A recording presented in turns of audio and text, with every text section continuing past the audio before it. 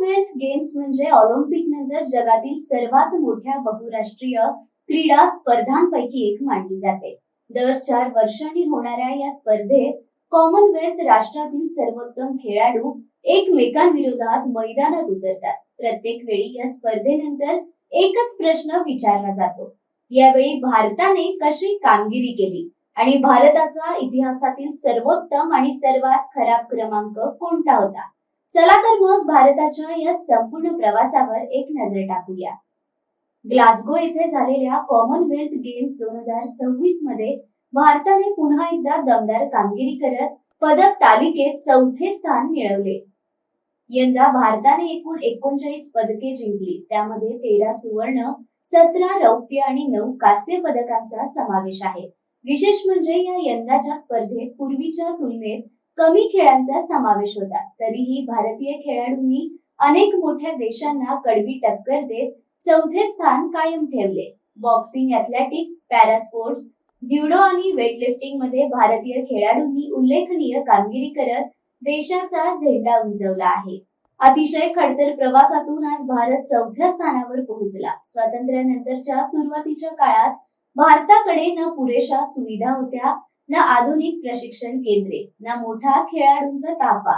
त्यामुळे सुरुवातीच्या अनेक स्पर्धांमध्ये भारताची कामगिरी मर्यादित राहिली. 1958 आणि 1966च्या कॉमनवेल्थ गेम्स मध्ये भारताला 8व्या स्थानावर समाधान मानावे लागले.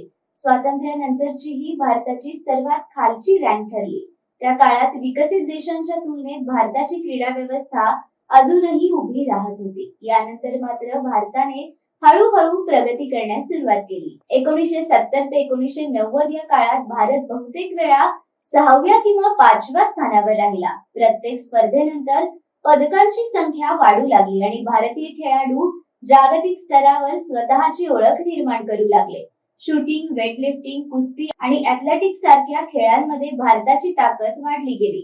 2002 मध्ये भारताने प्रथमच 4थे स्थान मिळवले आणि ही मोठी झेप मानली गेली. त्यानंतर 2006 मध्येही भारताने 4थे स्थान कायम ठेवले.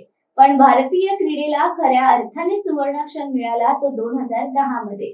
दिल्लीमध्ये कॉमनवेल्थ गेम्सचे आयोजन करण्यात आले आणि यजमान देश म्हणून भारताने इतिहास रचला.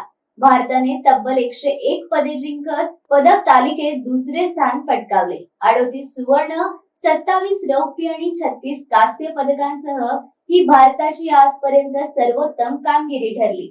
आजही कॉमनवेल्थ गेम्सच्या इतिहासात 2010 हे वर्ष सुवर्णाक्षरांनी लिहिले जाते. 2010 नंतर भारताच्या कामगिरीत काही प्रमाणात चढ उतार दिसले. 2014 मध्ये भारत 5व्या स्थानावर घसरला.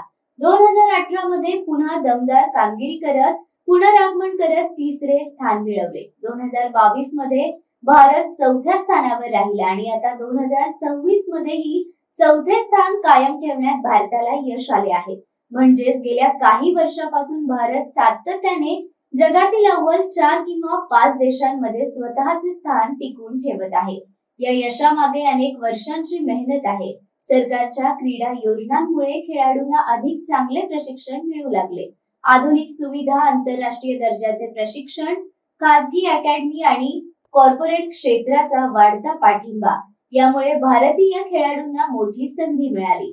विशेष म्हणजे महिला खेळाडूंनीही गेल्या काही वर्षात भारताच्या पदकांमध्ये मोठे योगदान दिले आहे. त्याचबरोबर पॅरा स्पोर्ट्स मध्येही भारत सातत्याने उत्कृष्ट कामगिरी करत आहे. 2026 मध्ये 4थे स्थान केवळ एका क्रमांकापुरते मर्यादित नाही, कारण यंदा स्पर्धेत अनेक पारंपरिक खेळांचा समावेश नव्हता. अशा परिस्थितीतही भारतीय खेळाडूंनी उपलब्ध स्पर्धांमध्ये सर्वोत्तम कामगिरी करत भारताला अव्वल 4 देशांमध्ये कायम ठेवले. हे भारतीय क्रीडेची सातत्याने वाढणारी गुणवत्ता आणि आत्मविश्वास दाखवणारे चित्र आहे.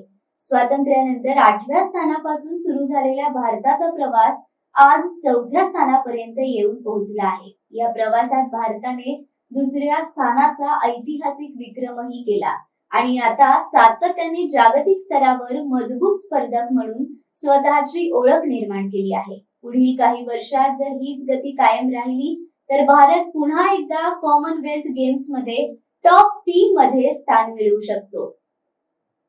आता प्रश्न तुम्हाला 2026 मधील भारताची कामगिरी कशी वाटली? पुढील कॉमनवेल्थ गेम्स मध्ये भारत पुन्हा इतिहास रचेल का? तुमचे मत आम्हाला कमेंट मध्ये नक्की सांगा. अशाच सविस्तर बातम्यांसाठी व्हिडिओला लाईक करा, शेअर करा आणि चॅनलला सबस्क्राईब करायला विसरू नका.